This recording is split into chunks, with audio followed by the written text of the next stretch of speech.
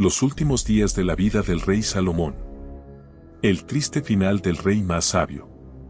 Todo comenzó con un niño marcado por el escándalo. Un hijo no esperado, fruto de una relación que nació del pecado, del deseo, del engaño. David, el rey amado por Dios, cayó en el abismo de la lujuria con Betsabé y del fruto de ese pecado nació Salomón. Pero el mismo Dios que había visto el error, también vio el corazón. Y decidió levantar de entre las cenizas una historia diferente, una historia que comenzaría con perdón y terminaría con tragedia.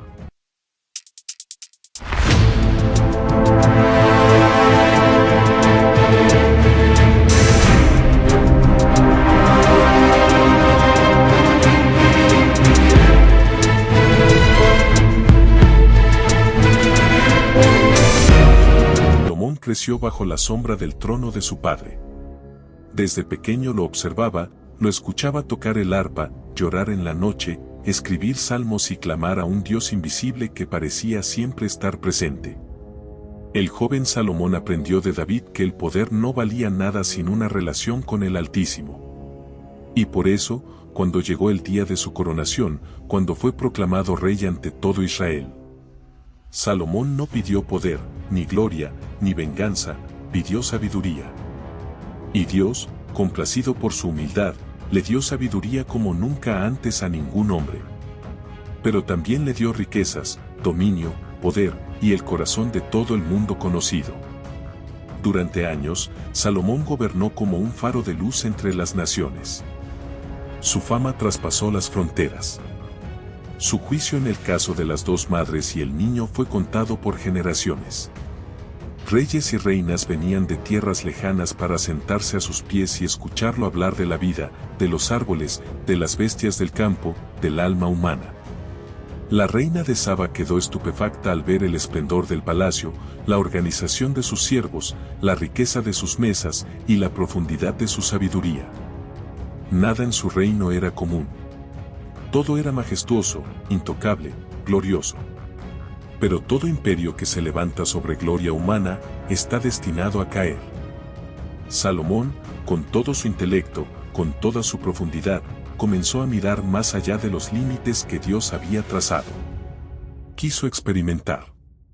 Quiso descubrir hasta dónde podía llegar sin perder el control. Se casó con mujeres extranjeras, haciendo pactos políticos disfrazados de amor. 700 esposas y 300 concubinas. Algunas venían con perfume y oro, otras con ídolos ocultos en sus equipajes.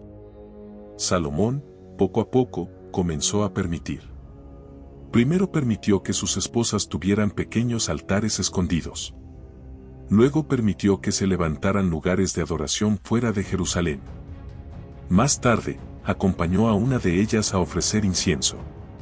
Y cuando quiso darse cuenta, ya no oraba como antes. Ya no cantaba como su padre. Ya no lloraba en la noche. Ahora, la sabiduría le parecía suficiente.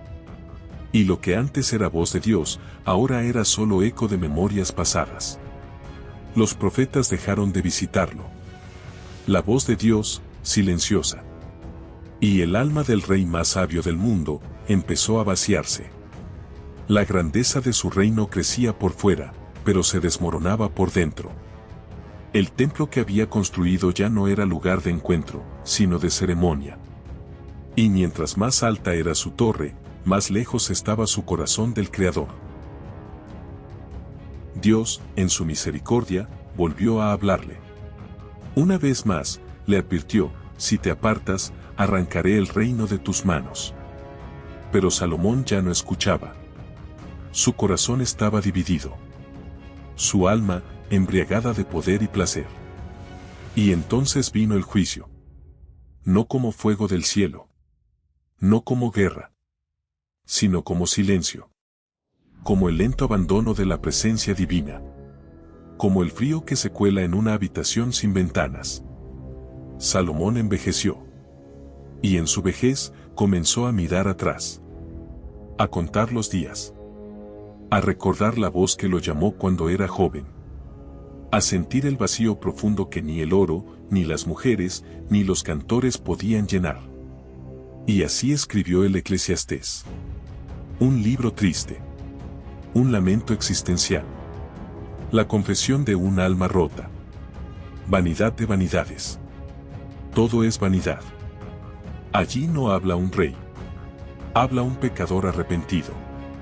Habla un hombre que probó todo lo que este mundo ofrece, y no encontró vida. En sus últimos días, Salomón ya no bajaba al templo.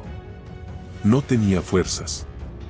Lo observaba desde la ventana, recordando la nube de gloria que una vez descendió. Recordando cuando el pueblo se postró. Cuando él mismo cayó de rodillas ante la presencia de Dios. Pero ahora, solo quedaba silencio. Y lágrimas. Pero aún faltaba lo más cruel. Su final no fue pacífico. Las crónicas antiguas y algunas tradiciones extrabíblicas narran que Salomón, consumido por dolores físicos y enfermedades terribles, pasaba sus noches sin dormir, atormentado por visiones de los altares paganos que él mismo había construido. Se decía que gritaba en la oscuridad, que enloquecía por momentos, que tenía ataques de paranoia, y que temía constantemente que Dios enviara a un enemigo a matarlo en su cama. Sus sirvientes hablaban en voz baja. Nadie se atrevía a contradecirlo. Pero todos sabían, el rey se estaba muriendo de vergüenza y de tormento interno. Cuentan que en sus últimos días deliraba, llamando a su padre David, llorando por haber traicionado la alianza. Suplicaba que el arca del pacto fuese llevada a su cuarto, pero los sacerdotes no respondieron. Ya era demasiado tarde. Murió solo. Rodeado de riquezas, pero con el alma quebrada. Ni sus hijos estuvieron a su lado. Roboam, su heredero, ya conspiraba para consolidar el poder. Nadie lloró con sinceridad. Nadie tocó el arpa. No hubo salmos. Solo silencio, oro, incienso y muerte. Y su cuerpo fue llevado con honores, pero su legado estaba herido. El reino se quebraría. Las tribus se dividirían. La gloria de Israel se fragmentaría. Y todo por la desobediencia de un solo hombre que conoció a Dios, pero eligió olvidarlo. Porque lo más impactante aún estaba por suceder. Tras la muerte del rey, comenzaron a surgir señales de que el juicio de Dios no se había quedado solo en palabras. Sequías azotaron la tierra, las cosechas fallaban, y los enemigos de Israel, que antes temían mencionar el nombre de Salomón, comenzaron a reagruparse. Roboam, el hijo del difunto rey, fue coronado, pero no lo hizo bajo la misma unción. La sabiduría ya no estaba en el trono. Roboam era joven, testarudo y orgulloso. Cuando el pueblo le pidió alivio de los duros impuestos que Salomón había impuesto en sus últimos años, él respondió con dureza. Mi padre os castigó con azotes, pero yo os castigaré con escorpiones, declaró con arrogancia. Fue la gota que colmó el vaso. El juicio de Dios cayó con precisión quirúrgica, las 10 tribus del norte se rebelaron. Israel se rompió. La nación, que una vez fue una bajo David y Salomón, se dividió para siempre. El templo quedó en Judá, pero el corazón del pueblo fue dividido. Jeroboam se alzó como rey del norte, y con él comenzaron las prácticas más horrendas que jamás se habían visto entre los hijos de Abraham. La idolatría se multiplicó. Los altares a Baal y a Astarte volvieron a levantarse con fuerza. Se ofrecían niños como sacrificio. Los profetas comenzaron a ser perseguidos. Y la voz de Dios, esa voz que una vez llenó el templo, ahora clamaba desde el desierto a través de hombres vestidos de cilicio y fuego. Y todo esto, todo este caos, esta tragedia, esta oscuridad, fue sembrada en los últimos días de Salomón. En las decisiones silenciosas. En los permisos que nunca debió dar. En los altares que no debió construir. En los susurros de sus esposas paganas. En los anhelos que puso por encima de su obediencia. El rey más sabio, sembró la semilla de la ruina nacional. Y así, su nombre, que había sido sinónimo de gloria, de sabiduría, de belleza, se convirtió en una advertencia eterna. Su vida entera gritaba una lección que aún resuena en cada alma que busca el poder, la fama, la riqueza, y se olvida del Dios que da sentido a todo. No importa cuán alto hayas llegado. No importa cuánto sepas, cuánto poseas, cuánta gente te admire. Si pierdes tu comunión con Dios, lo pierdes todo. Salomón murió con oro en las manos, y con su alma vacía.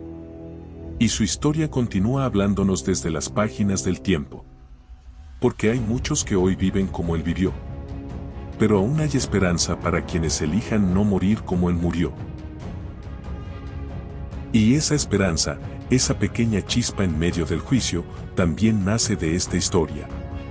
Porque aunque Salomón falló, aunque desobedeció, aunque su caída fue grande y su final trágico, Dios no se olvidó del pacto que hizo con David.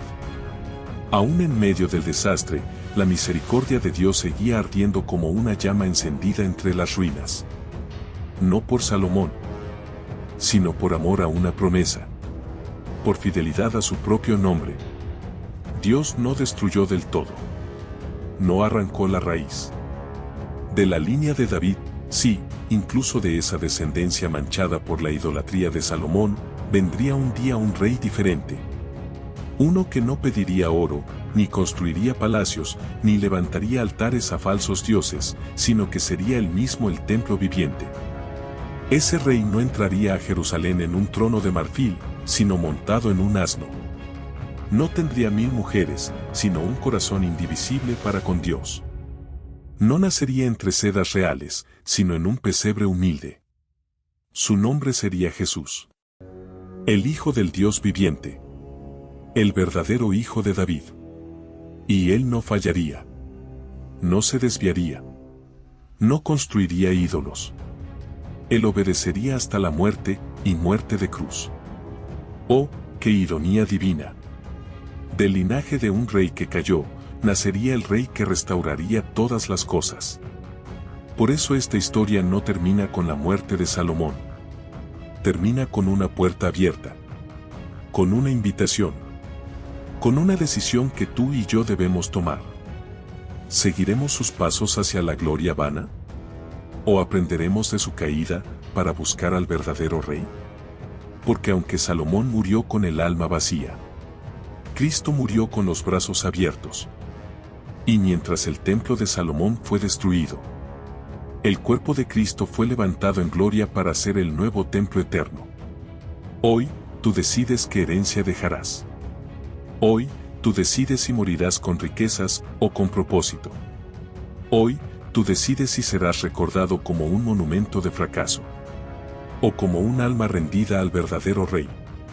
La historia de Salomón termina con juicio, pero la tuya aún puede terminar en redención. Y esa es la verdad más impactante de todas.